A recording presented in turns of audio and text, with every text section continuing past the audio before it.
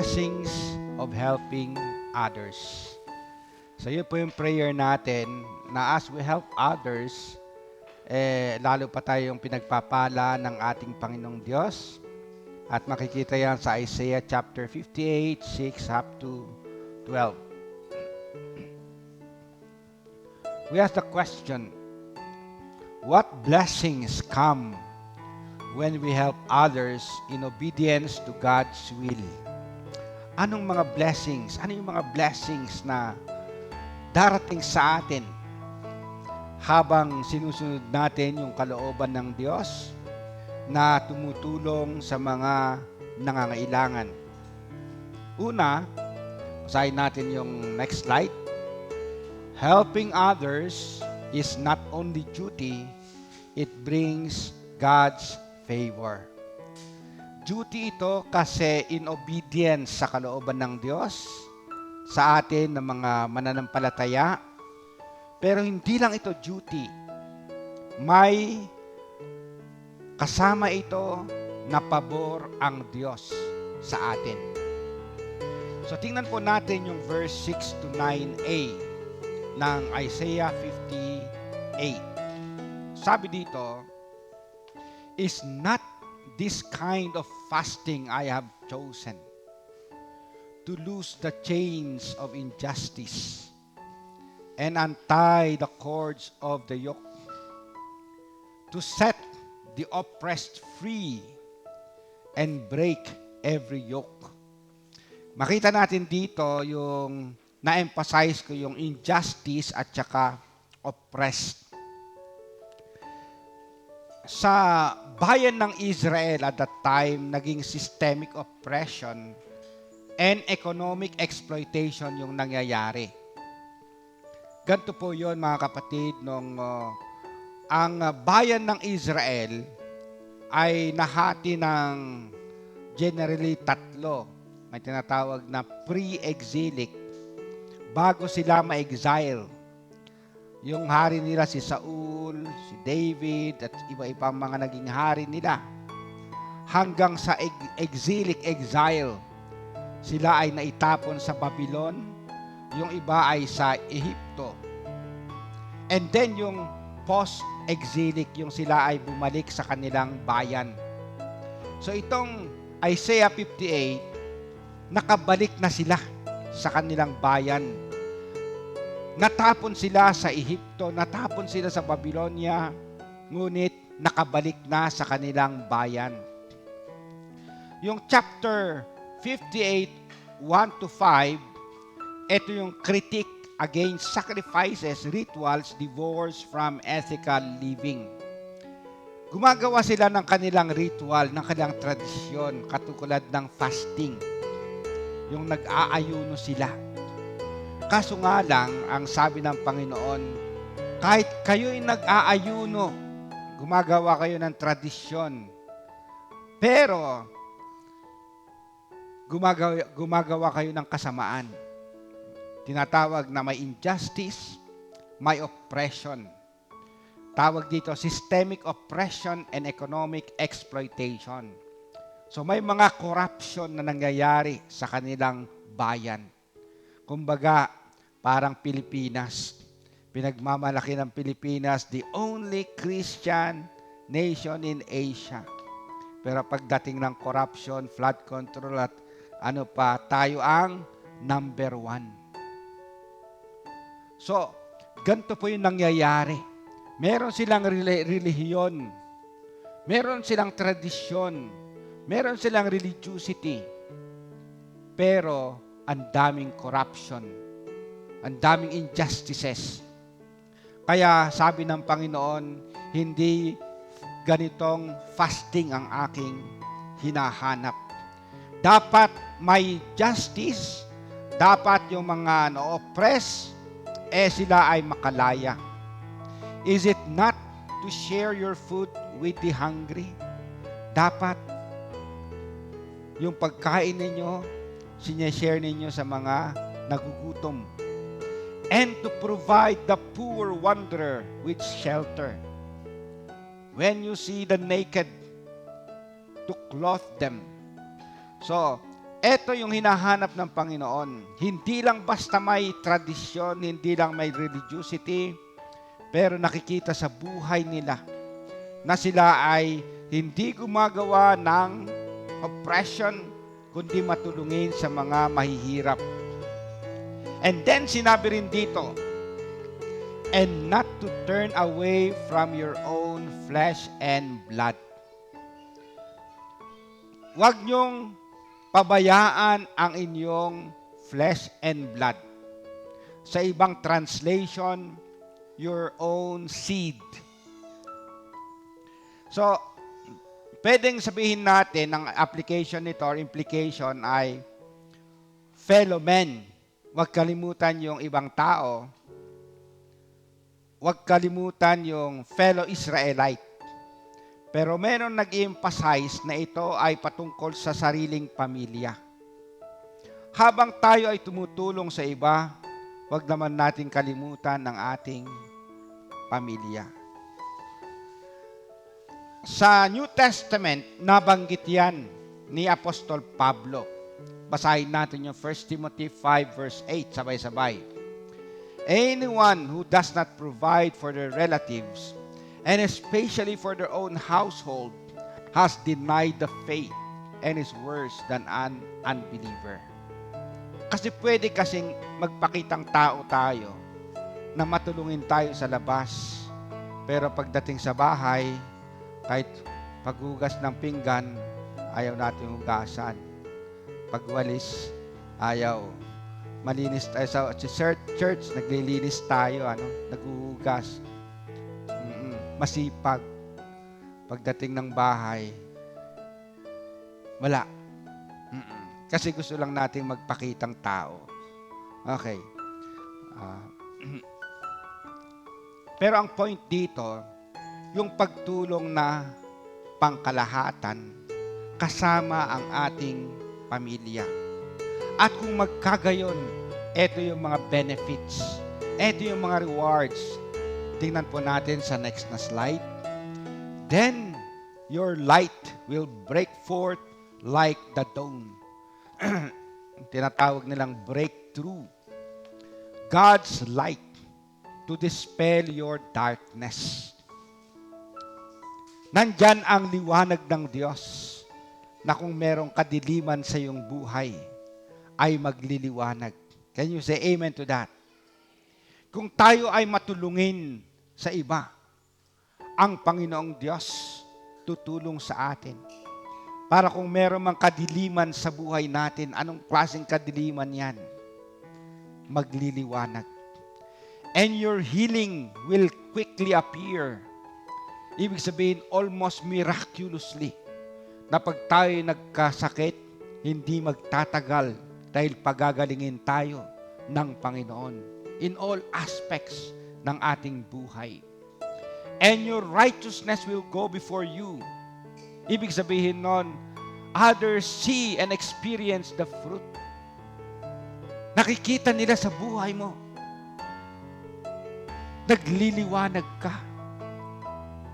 Nakikita nila yung bunga ng ikaw ay matulungin. And the glory of the Lord will be your rear guard. So, ang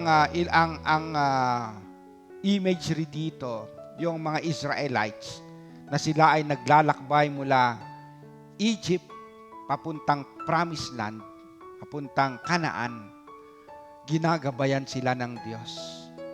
Pag-araw, the clouds. And then paggabi, pillar of fire. Ginagabayan sila ng Panginoon. The glory of the Lord magpoprotekta sa atin. So ito yung mga benefits. Benefits ng isang matulungin na anak ng Diyos. Then you will call and the Lord will answer. You will cry for help and He will say, "Here I am." Pag tumawag tayo sa Panginoon, agad-agad sasagot siya, narito ako. Yung presensya niya mararanasan natin. Yun po yung sabi ng salita ng Diyos. Ito po yung pangako ng Panginoong Diyos. Kung tayo ay matulungin at gumagawa ng tama. Hindi lang sa ibang tao, kundi sa sarili din nating pamilya. Basahin natin yung Proverbs 22:9, sabay-sabay. When you are generous to the poor, you are enriched with blessings in return. Hallelujah. Kung tayo mapagbigay sa mga mahihirap, ang Panginoon ang magpapala sa atin. Helping others is more than obligation. It opens the way for God's favor and nearness. So ang mga matutulungin, may pabor ang Panginoon. At lalo nila mararanasan ang presensya ng Panginoong Diyos. Sabi sa next na slide, isa pa, sabi dito, the more you give, the more you receive. Kasi ang Panginoong Diyos, yung patuloy na magbibigay. Can you say amen to that? Pangalawa, next na slide, basahin natin na sabay-sabay. Helping others doesn't drain us. It makes us channels of God's goodness. Baka naman maisip natin na papaano yan? Ako'y tulong ng tulong. Baka naman maubos na. Wala na akong maitulong. Pero sa passage na ito pinapakita, it doesn't drain us.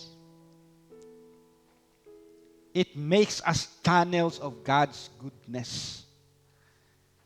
Kasi nga, matulungin tayo halimbawa, lalo pang ibibigay ng Panginoong Diyos. Marami pa siyang ibibigay para dadaloy sa atin ang pagtulong sa iba. Can you say amen to that? Kasi gagamitin pa tayo ng Panginoong Diyos.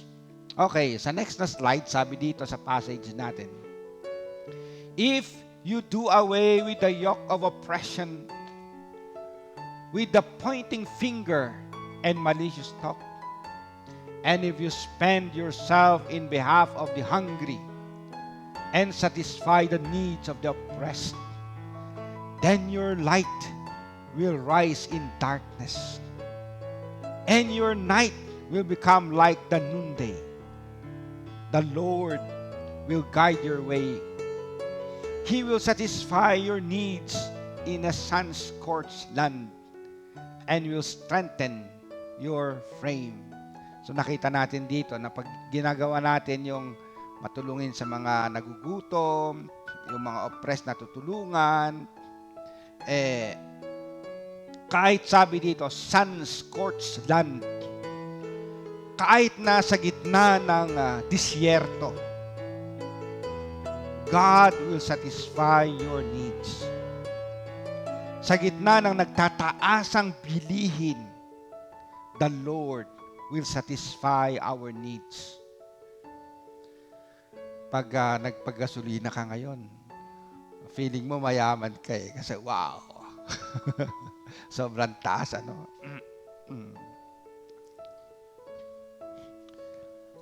Kailan ba kami nagpag-gasolina, hinanap pa namin doon yung R-Field. Oo, sabi nila, mura yan pero maganda, malinis, bago. Hinanap pa namin. Oo. Pero mataas na. Mataas na. Lalo na ngayon. Dadalawin ko ulit, tingnan ko. Oo. Yung diesel, mas mahal na. And susunod yan yung mga pamasahe, yung bilihin, iba pa. Ang expression dito is sun-scorched land. Nandito tayo sa parang disyerto. Pero kahit ganyan, sabi dito, God will satisfy your needs and will strengthen your frame. You will be like a well-watered garden. Well-watered garden. Pag nag-garden ka at hindi mo dinidiligan, matutuyo. Makikita niyo yung halaman, maninilaw.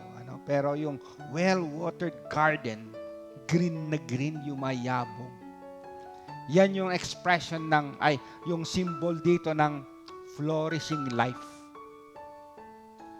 Kasi ang nagsusustain ng ganyang buhay ay ang Panginoong mismo. Like a spring whose waters never fail. So, dahil ang pinanggagalingan ng water ay ang Diyos, hindi yan nauubos. Can you say amen to that? Meron kasi yung pagtag-ulan, may tubig, may spring. Pero tag-araw, wala na. Tuyot na. Pero dito, never failing source. Tag-ulan man or tag-araw, tag-tuyot, meron pa ring spring. Kasi ang pinagmumulan niyan ay ang Panginoong Diyos. Can you say amen to that? Your people will rebuild the ancient ruins and will raise up the age-old foundations. Kasi ito yung pagbabalik nila sa kanilang bayan. At ang daming dapat i-restore. You will be called repairer of broken walls, katulad ni Nehemiah. Restorer of streets with dwellings. Mga kapatid, serving others doesn't leave us empty. It makes us instruments through which God's goodness flows to others. Kasi po, the Lord will pour His blessing upon us. Mararanasan natin yan. Hindi tayo magkukulang. At aapaw pa. Dahil maitutulong natin sa iba. Ito po yung sabi ni Pablo sa mga taga-Corinthians. Kung nakikita natin, basahin natin ng sabay-sabay. And God is able to bless you abundantly, so that in all things at all times, having all that you need, you will abound in every good work. As it is written, they have freely scattered their gifts to the poor, their righteousness endures forever. Now He who supplies seed to the sower, and bread for food will also supply and increase your store of seed, and will enlarge the harvest of your righteousness. You will be enriched in every way, so that you can be generous on every occasion. And through us, your generosity will result in thanksgiving to God. So si Pablo, kung titingnan natin yung aking highlight, sabi niya, the Lord, God Himself, is able to bless you abundantly. Right? Yung ginamit niyang word na abundantly. Yung sobra-sobra. Sobrang pagpapala. So that in all things at all times, hindi niya sinabi na sometimes. Having all that you need. Okay. Ikaw, mga lahat ng pangangailangan mo, nandyan, binibigay niya. You will abound in every good work. Aapaw pa ng good work para sa iba. And then, sa baba, sabi dito, you will be enriched in every way so that you can be generous on every occasion. At dahil doon, sabi dito, marami ang magpapasalamat sa Panginoong Diyos. In a way, pag ganito po, tayo lang ay instrumento ng Panginoon. Kasi pagpapalain tayo ng Panginoon, makakatulong tayo sa iba. Of course, masusuplayan ng pangangailangan natin, makakatulong tayo sa iba. And then, sabi dito, ang resulta, marami ang magpapasalamat sa Diyos. Minsan lumalabas sa aking reel sa Facebook. Yung pag nakita niya yung isang, halimbawa, mahirap na nasa, parang Spanish to gilid ng kalsada, baka sa Latin America.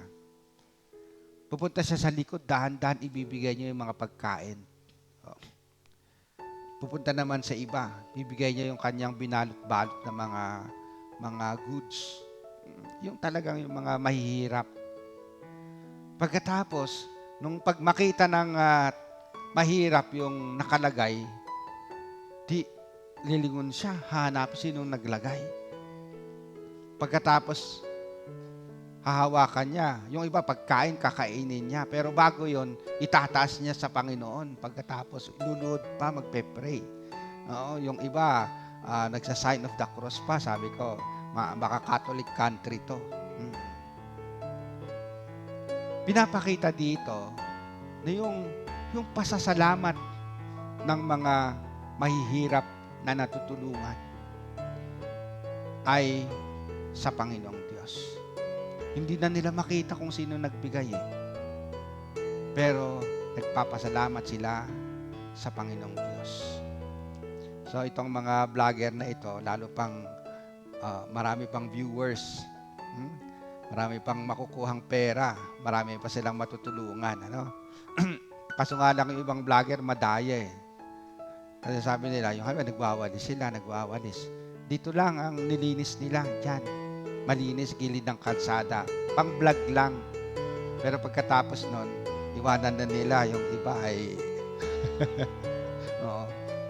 Hindi yun, madidiscover yung mga ganon kasi meron talagang pupuntahan, pipicturan, videohan, tapos ipapakita sa publiko, peke ito. Okay. Pero yung mga sincere, lalo pang dadami ang kanilang viewers because they will be enriched in every way so that they can be generous on every occasion at marami pa ang magpapasalamat sa Panginoong Diyos.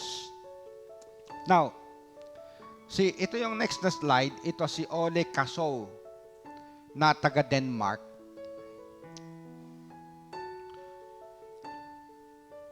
Nag-isip siya kung paano siya makatulong sa pamamagitan ng bike. Mahilig siya mag-bike. So gumawa siya ng kung sa atin pedicab tricycle. Ito ginawa niya. Tawag nila tri-show. Tapos pumunta siya sa Home for the Aged. Baka may gusto dyan na libre kong ipasyal-pasyal. Pagkatapos, ito yung naging first na kanyang, client-free. Isang caregiver at saka isang inaalagaan. Pagkatapos, pinapasyal niya, pinabike niya. Hanggang sa nag-grow ito, dumami ng mga naging organization. Ang tawag is Cycling Without Age. Dumami ng dumami ang nag-volunteer. At nakakatulong sila. Halimbawa, gusto nilang pumunta sa park, yung mga matatanda, or gusto nilang bumili ng ice cream. Nandyan, may mga volunteers. Etong mga ito, naging channel of blessing. Naging instrumento ng kabutihan ng Panginoong Diyos. At marami ang nagpapasalamat sa Panginoong Diyos. Sabi ng prayer na ina-attribute kay St. Francis, kahit hindi sure na sa kanya talaga, ang prayer ganito, Lord, make me an instrument of your peace. Where there is hatred, let me sow love. Where there is injury, pardon. Where there is doubt, faith. Where there is despair, hope. Where there is darkness, light. Where there is sadness, joy. O Divine Master, grant that I may not so much seek to be consoled as to console, to be understood as to understand, to be loved as to love. For it is in giving that we receive. It is in pardoning that we are pardoned. And it is in dying that we are born to eternal life. Si Jesus Christ nagkwento sa Matthew 25 ng parable of the goats and sheep. Sa end times, sa Judgment Day, yung mga tinatawag na kambing at saka tupa. Yung kambing, mga non-believers. Mga tupa, mga believers, mga righteous. Pagkatapos, mapaparusahan yung mga kambing. Mabibigyan ng reward ang mga tupa, ang mga righteous. At yung mga kambing nagko-complain sila, bakit? Kasi sabi ni Jesus Christ sa kanila nung ako'y nagugutom, hindi nyo ako binigyan ng pagkain. Ako'y nauuhaw, hindi ninyo ako binigyan ng tubig. Ako'y isang stranger, hindi ninyo ako inimbita. Wala akong damit, hindi ninyo ako binihisan. Ako'y nagkasakit, pinabayaan ninyo ako. Ako'y nabilanggo, hindi nyo ako dinalaw. Sabi ng mga kambing, kailan yun? Hindi naman namin kayo nakikita. Okay. Ano ang sabi ni Jesus Christ? What you have done to the least of my brothers, you do it unto me. Then sa mga righteous, yung mga believers, ganun din. Sabi niya, bakit? Sabi niya, ito namang commendation niya sa mga tupa. For I was hungry, and you gave me something to eat. I was thirsty, and you gave me something to drink. I was a stranger, and you invited me in. I needed clothes, and you clothed me. I was sick, and you looked after me. I was in prison, and you came to visit me. Sabi nila, kailan yun? Kailan? Sabi ni Jesus Christ, whatever you do to the least of my brothers and sisters, you do unto me. Hindi ito pinapakita na ang kaligtasan ay sa pamamagitan ng good works, na tayo ay gagawa ng mabuti para tayo ay maligtas. Hindi po yun. Ito yung evidence na tayo nga ay ligtas. Kasi ang puso ni Jesus, binuhos niya sa atin. Yung DNA niya, nasa atin din. Dahil minahal tayo ng Diyos, binigay niya ang kanyang buhay sa atin. Mapagmahal siya. Ito yung mapapasa atin din. Ang tunay na may pananampalataya, ang tunay na ligtas, gumagawa ng kabutihan. Hindi kasamaan. Can you say amen to that? Kaya kailangan natin mag-grow sa Panginoon, sa pagsunod sa Kanya, sa paggawa ng Kanyang nais. At kung tayo ay hindi gumagawa ng kabutihan, puro kasinungalingan, kasamaan pa rin na nasa atin, mag-isip-isip na tayo kasi baka hindi pa tayo talaga tunay na ligtas. Kasi ang tunay na ligtas at may pananampalataya, nakikita yung bunga. Yung transformation sa ating pag-uugali. Pero at the same time, nakikita rin sa pagsunod natin sa nais ng Panginoong Diyos. Katulad nito, na pagtulong sa mga nangangailangan. At kung magkagayon, hindi magkukulang ang Panginoon sa atin. May nagsabi sa akin, you cannot outgive God. You cannot outgive God. Parang halimbawa, mayroon kang binigay sa isang kaibigan na regalo. Magugulat na lang. Ang regalo niya, triple pa. Doble pa. Lalo na ang Panginoong Diyos. Pag sumunod tayo sa Kanya, hindi niya tayo pababayaan in all things. Can you say amen to that? Tayo ay hingi ng tulong sa Panginoon.